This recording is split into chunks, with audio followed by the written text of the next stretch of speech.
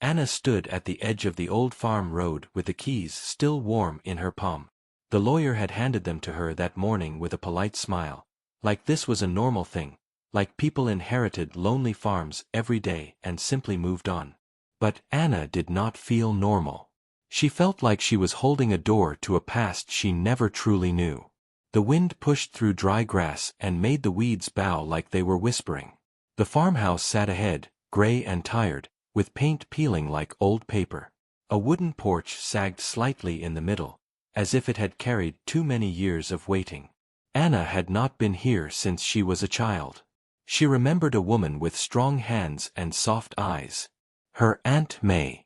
Everyone called her Aunt May even if they were not family. May had raised Anna for a few years when Anna's mother had struggled, then life had pulled them away, and Anna grew up in the city where mornings were loud and neighbors never looked up. When the call came that Aunt May was gone, Anna expected grief. She did not expect a farm deed in her name. She did not expect silence so deep it felt like it had weight. The car door shut with a hollow sound. Anna took one slow breath, then another. She walked toward the house, crunching over gravel. A crow called from somewhere near the tree line. She tried to ignore the way the sound seemed to follow her, like a warning that knew her name. The front lock resisted, then gave. The door opened with a tired creak. Inside, the air smelled like dust and old wood and something faintly sweet, like dried apples. Sunlight entered through thin curtains and made pale stripes across the floor. The furniture was covered with sheets, but everything looked arranged, not abandoned. A small table stood near the window. On it sat a jar of buttons, a chipped mug, and a folded cloth that looked like it had been placed there on purpose. Anna walked slowly, her footsteps soft on the old boards. She half expected Aunt May to appear from the back room, wiping her hands on her apron, saying something simple like, "You are late, supper is waiting." Instead, the house stayed quiet. In the kitchen, a calendar still hung by the stove. The last month shown was October. A few dates were circled. The handwriting was neat and careful, and Anna's throat tightened when she recognized it. There was also a note pinned under a small magnet shaped like a red apple. Anna leaned close and read it. "Anna, if you are reading this, you came. I hoped you would. Do not rush. The farm will try to speak to you. Listen. And when you are ready, open the corn crib. No name at the bottom. No explanation. Just that." Anna stared at the words until they blurred. She checked the back of the note like there might be more. There was not. The message felt like a hand reaching through time, guiding her to a place she had not thought about in years. She folded the note carefully and put it in her pocket. Her heart beat faster, and she did not know if it was fear or something else. Maybe it was the strange feeling of being invited into a secret. Outside, the afternoon sun was bright but cold. The farmyard was bigger than Anna remembered. A barn stood to the left with a roof that dipped in the middle. The chicken coop leaned as if it was tired of standing. Behind the house stretched fields that used to be full of corn, but now only dry stalks remained, ragged and pale. And then there was the corn crib. It sat a little apart from everything else, like a building that wanted space. Its wooden slats were weathered, and the roof looked patched with different pieces from different years. A small padlock hung on the door. The lock surprised Anna. If the farm had been empty, why would the corn crib be locked? Anna walked toward it with slow steps, feeling the way the ground seemed to change under her shoes. Here the dirt was packed, almost smooth, like many feet had passed here even recently. That made her pause. She looked around. There were no cars. No voices. No smoke from any chimney. But the dirt near the corn crib told a different story. She touched the padlock. Cold. Solid. The key ring had several keys. Anna tried the first one. It did not fit. She tried another. The lock clicked open on the third try with a sound that made her shoulders lift in surprise. Like the lock had been waiting for her. She pulled the door open, and the smell hit her first. Not rotten. Not sharp. Just old. Like dried husks and stored summers. Dust floated in the air, shining in the light that slipped through the slats. Inside, the space was darker than she expected. A wooden platform ran along one side. Burlap sacks were stacked in a corner. But the sacks did not look full of corn. They looked too neat, too untouched. Anna stepped inside. The floor creaked. She froze, listening. Nothing moved. Only wind brushing the slats like fingers. She took one more step and noticed something that made her stop again. There were footprints in the dust. Not fresh, but not ancient either. The dust had been disturbed in a path leading toward the back wall. Her stomach tightened. She told herself it could be her imagination. It could be mice. It could be the way dust shifted. But the footprints were too clear. They looked like shoes. Anna followed the path slowly. The back wall had a wooden panel that looked newer than the rest, the wood lighter and less cracked. The nails were clean. The panel did not belong to the same time as the building.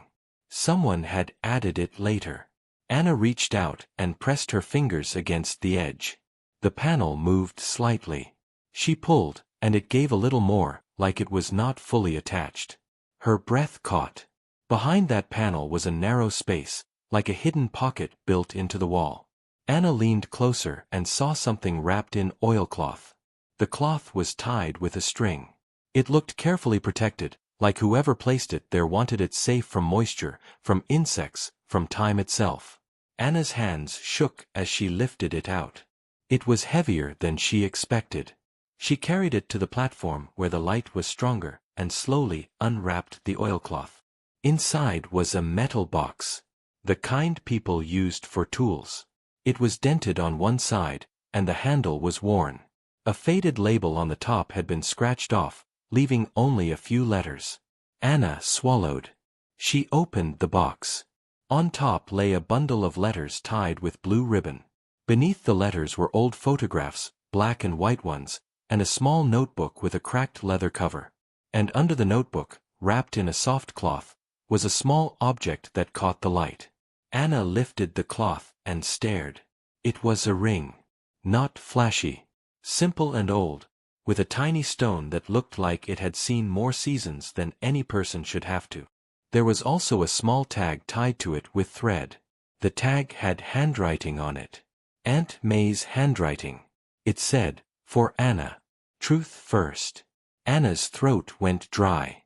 She set the ring down and picked up the notebook, then opened it carefully. The first page had a date from decades ago, written in the same neat hand. But it was not Aunt May's writing. It was someone else's. Stronger strokes. A different rhythm. Anna read the name at the top of the page. Ruth. Anna had heard that name once or twice as a child, but it had always been spoken softly, like people did not want it to echo. Ruth was not Aunt May. Ruth was older. Ruth was part of the family story that no one told fully. Anna flipped the page. The words were simple, honest, and heavy. They spoke of a girl who worked the farm with hands that never stopped. A girl who loved someone she should not have loved. A girl who made a choice and then paid for it with silence. Anna read a few lines, and her chest felt tight. This was not just a diary. It was a confession. She sat on the platform, the box open beside her, dust on her jeans, sunlight cutting the air into bright slices. She looked at the photos next.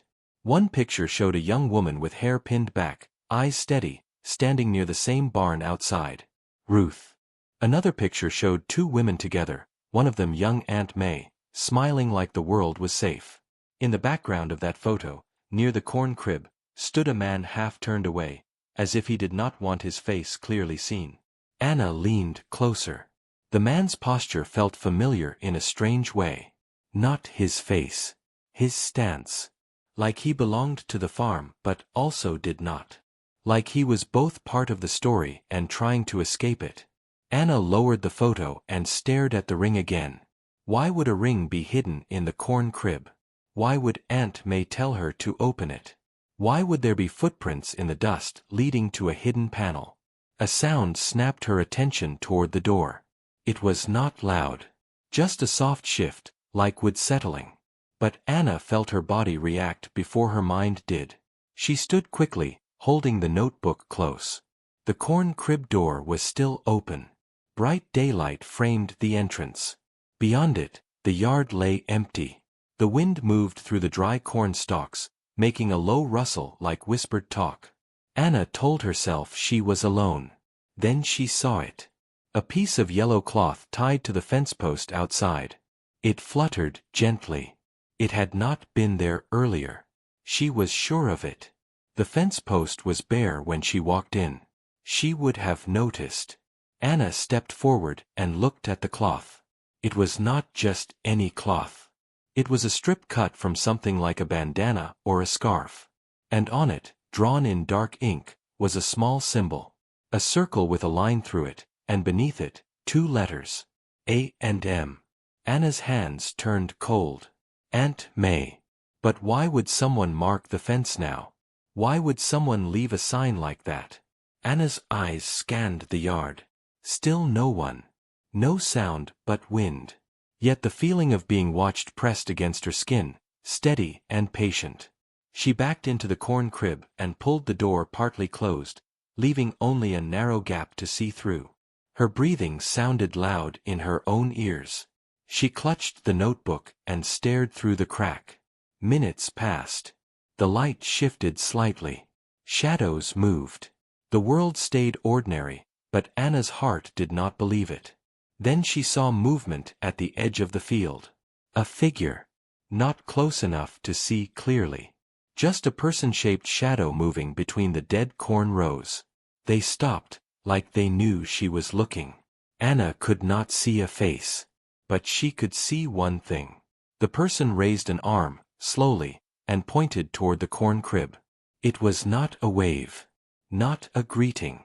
It was a direction. Like a warning. Like a command. Anna's mouth went dry. She looked down at the box. Letters. Photos. The diary. The ring. Her name tied to truth. The footprints. The new panel. The cloth on the fence. The figure in the field. This was not just an inheritance. This was a story someone had kept locked for years. And now that she had opened the corn crib, the story had noticed her back. Anna forced herself to move. She placed the diary and letters back into the metal box, but she kept the ring in her pocket and the notebook in her hands. She wrapped the box again and slid it into the hidden space behind the panel the way she found it, even though her instincts screamed that she should take everything and run to the house. But something told her to be careful. To leave things as they were until she understood what she was dealing with. She eased the panel back into place, pressing it until it sat flush. Then she stepped toward the door, keeping her eyes on the gap of daylight. The figure in the field was gone. Anna stepped outside. The fence post cloth still fluttered. The yard still looked empty. But nothing felt empty anymore. She locked the corn crib again, her hands shaking, and walked back toward the house with controlled steps, like if she moved too fast, she would break whatever fragile line was holding the day together. As she reached the porch, she heard something behind her. Not wind. Not wood. A soft, deliberate sound, like a shoe pressing into dirt. Anna froze on the porch steps. She did not turn around right away. She only tightened her grip on the notebook and felt the ring in her pocket like a small burning secret. Then, slowly she turned, and saw a man standing near the barn, watching her like he had been waiting for this moment for a very long time. His face was calm, but his eyes looked full of something older than anger, older than fear, something that felt like unfinished business. Anna's voice came out in a whisper. "Who are you?" The man did not answer with his name. He only said one sentence, quiet and sharp. "You should not have opened that corn crib." Anna stood frozen on the porch while the late afternoon sun dropped lower behind the trees. The man near the barn did not move closer, but he did not leave either. He stood with his hands at his sides, calm in a way that made her uneasy. His clothes were plain, dusty from work, like someone who belonged to the land rather than visited it. Anna forced herself to breathe. She stepped fully onto the porch and faced him. You were watching me, she said. The man nodded once. I was making sure you were the one, he replied. The one for what? Anna asked. He glanced toward the corn crib, then back at her. For the truth to come out, he said. Anna's grip tightened around the notebook. Every instinct told her to go inside and lock the door, but another part of her knew that would not end anything. She took a step down from the porch. You left that cloth on the fence, she said. Yes, the man answered. Why? Anna asked. So you would know this farm is not as empty as you think, he said. Anna stopped a few feet away from him. Up close, she could see lines in his face that spoke of years spent in the sun and cold. His eyes studied her carefully, not with threat, but with something like concern. My name is Daniel, he said at last. I lived here once. Anna searched her memory. The name did not immediately fit anywhere. With my aunt, she asked. With Ruth, he said quietly. The name landed heavy between them. Anna swallowed. You knew her, she said. Daniel looked toward the field, as if the land itself held her memory. I knew her better than anyone, he said. Silence stretched. The wind moved through the dry stalks again. You should come inside, Anna said finally. If you have something to say it clearly. Daniel hesitated, then nodded. All right, he said. Inside the house, the air felt warmer, safer, but the tension did not leave. Anna placed the notebook on the kitchen table, but kept her hand on it. Daniel remained standing, his hat in his hands. You read some of it already, he said, glancing at the notebook. Enough to know this farm is built on secrets, Anna replied. Daniel gave a short breath that sounded like a tired laugh. That is one way to say it, he said. Anna waited. Ruth was my sister, Daniel said. Anna blinked. You mean, she started. She was Aunt May's sister, he finished. And mine. Anna felt her chest tighten. No one ever told me that, she said.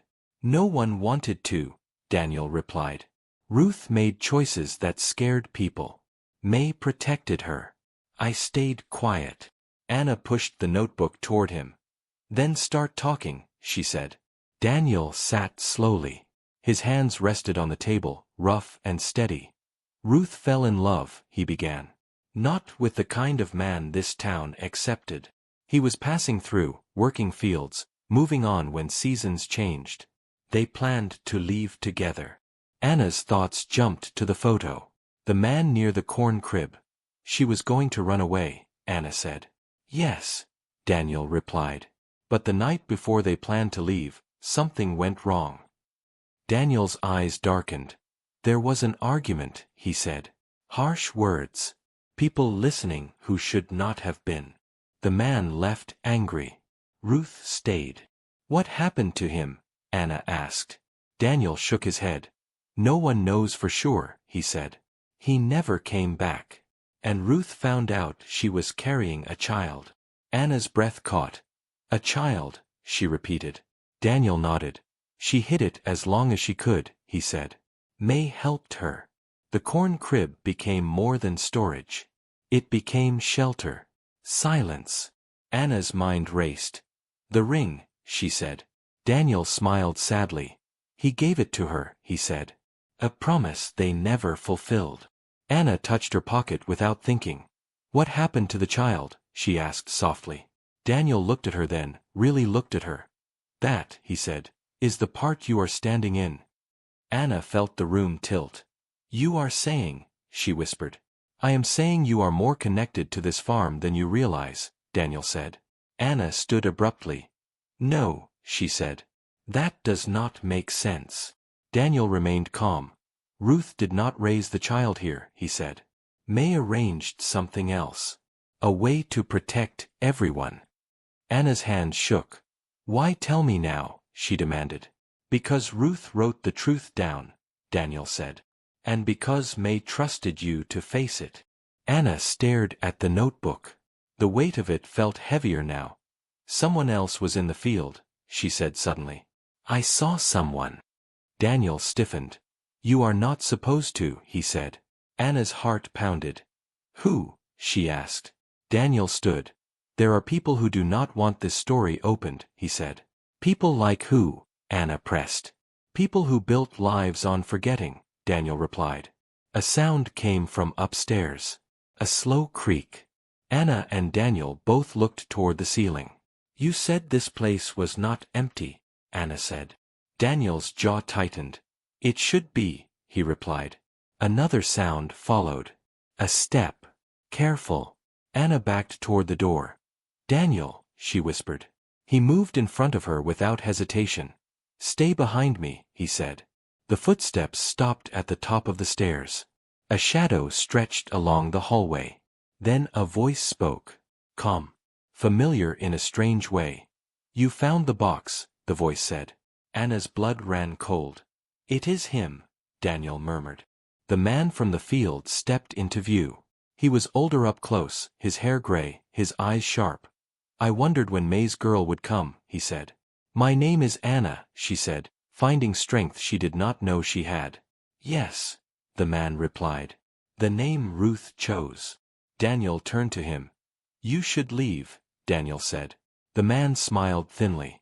This farm belongs to more than memories, he said. And memories can cost people everything. Anna stepped forward. You knew, she said. I knew enough, the man answered. You were part of it, Anna said. The man did not deny it. I kept things quiet, he said. Daniel's voice shook with anger. You buried a life, he said. I protected this town, the man replied. Anna's head spun. And now, she said, you are afraid. The man looked at her, really looked. I am cautious, he corrected. Anna lifted the notebook. The truth is written, she said. And I will not hide it. The man's smile faded. Be careful, he warned. Or what? Anna asked. He turned toward the door. Or the farm will take more than it already has, he said. He left without another word. The door closed behind him, heavy and final. Silence returned, but it was no longer empty. Daniel let out a long breath. He will not stop, he said. Anna looked at the notebook, at the house, at the farm beyond the windows. Neither will I, she replied.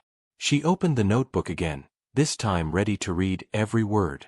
Because whatever had been buried here was not meant to stay buried anymore.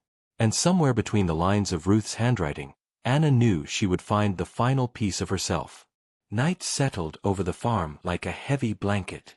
The house creaked softly as if it was breathing after holding its secrets for too long. Anna sat at the kitchen table with the notebook open in front of her, while a single lamp cast a warm circle of light.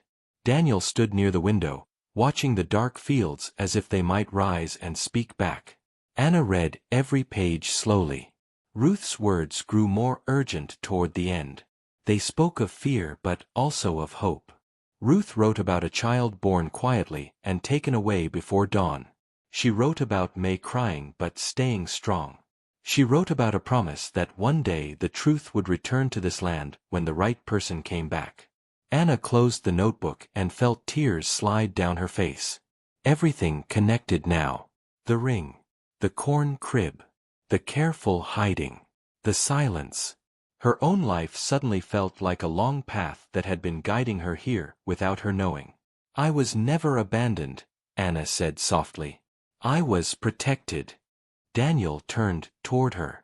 His eyes shone with emotion he did not hide anymore. Ruth would be proud of you, he said.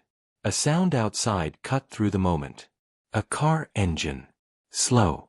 Deliberate. Headlights swept across the yard and stopped near the barn. He is back, Daniel said. Anna stood. Her hands did not shake this time. Then it ends tonight, she said. They stepped onto the porch together.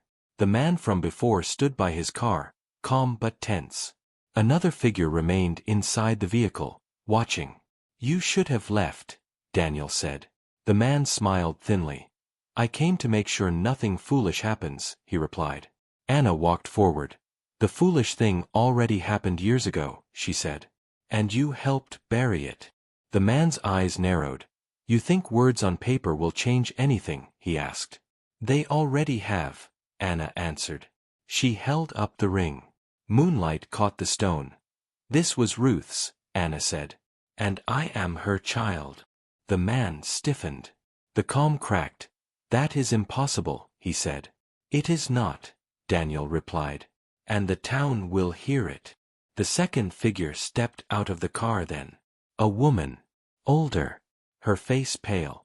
She looks like her, the woman whispered. Anna met her eyes. You knew, Anna said. The woman nodded slowly. We all knew, she admitted. And we were afraid. Anna felt anger rise, but she kept her voice steady. You let a woman disappear without a voice, she said. The man took a step back. You will ruin lives, he said. Anna shook her head. Only lies ruin lives, she replied. Sirens sounded in the distance. Daniel had already made the call earlier, not to accuse but to protect the truth this time. The man looked around, realizing control had slipped away. You think the farm will forgive you, he said to Anna. Anna looked back at the fields, the corn crib, the house. I am not asking for forgiveness, she said. I am giving it a voice. The authorities arrived quietly.